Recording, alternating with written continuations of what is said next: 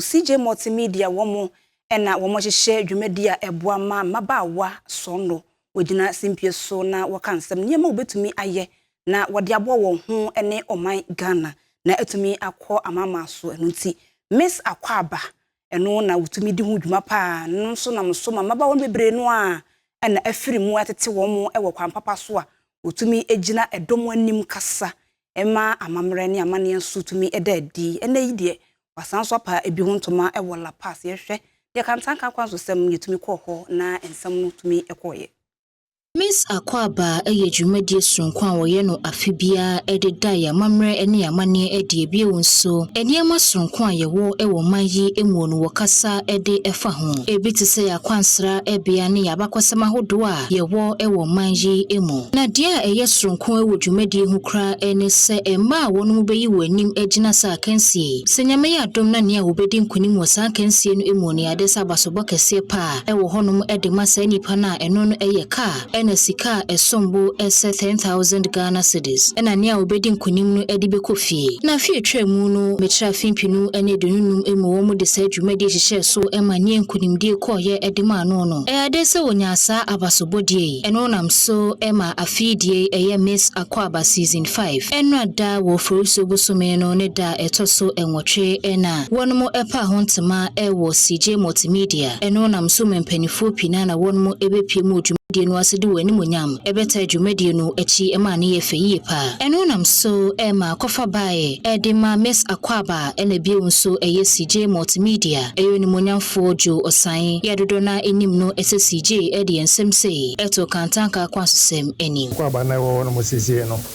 se munhu se ye Miss Akwaba fefe za culture and tourism program where ifi Akwaba festival mu ne bae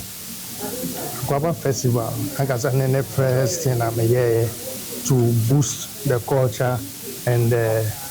tourism sector of the country. And out of that came the Miss Akwaba. The Miss Akwaba no by an episode who the Miss Akwaba no Akwaba Festival no so by no so be if Akwaba portrait no. Akwaba portrait new one no eno na efi mobile nti meji magazine Miss Akwaba efi Akwaba Festival mo and Akwaba Festival so efi Akwaba portrait mo. That's how it goes. But those who yen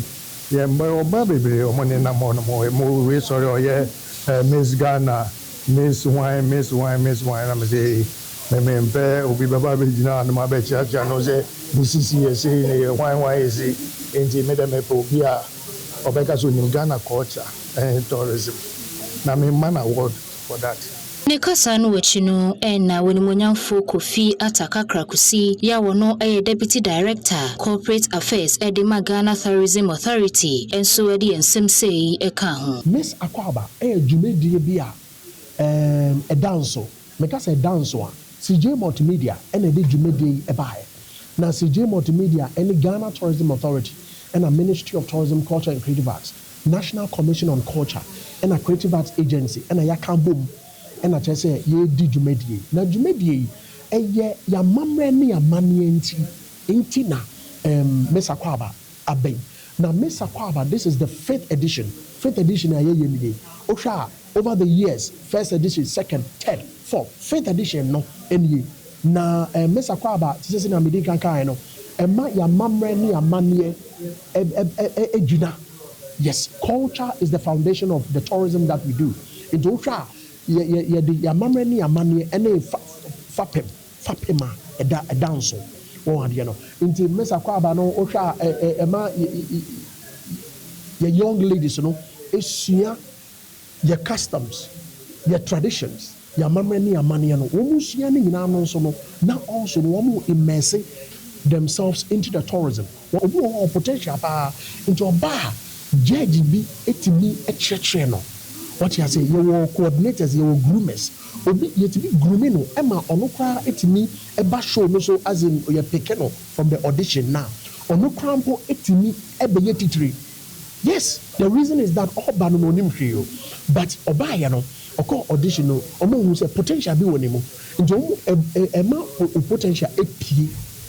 one thing about Miss Akwaba Emma potential epie die nyankopon de dua wo mu no etimi pie emo bia hu say oh wow